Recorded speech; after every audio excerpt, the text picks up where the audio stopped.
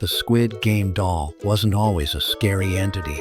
This is the tragic life story of the doll. Once upon a time, in a remote village in North Korea, a brother and sister lived in a poor family. Young Hee, the older sister, always cared deeply for her younger brother. All the children in the village loved Young Hee for her kind heart, but time is often crueler than we can imagine. One day, Young Hee's brother suddenly fainted and was rushed to the under-equipped hospital near their village. The doctor said that Young Hee's brother needed a bone marrow transplant. Not long after, without her consent, Young Hee's family allowed the doctors to hospitalize her. Fortunately, the surgery was successful, but within a week, the wounds from the operation became infected, leaving both siblings weaker by the day. The younger brother, being smaller and more fragile, passed away first, leaving Young Hee emotionally shattered at such a young age. Her family soon realized they couldn't afford the treatment necessary to save her. In desperation, they sold Young Hee to a doctor living in the city, hoping she'd receive the care she needed while they used the money to survive. But the city doctor was far from kind. Instead of treating her, he sold her to a mad scientist looking for a subject like Young Hee for his experiments. The scientist removed Young Hee's brain from her skull and placed it inside a robot. Her remaining body parts were preserved in alcohol for future experiments. Months passed, and the scientist finally succeeded in creating a robot with human emotions, powered by Young Hee's brain and a network of wires and metal. After 8 months, Young Hee adapted to her new body. Seizing the first opportunity, she escaped from the scientist and returned to her village. However, when she returned, the children who once played with her were terrified and avoided her.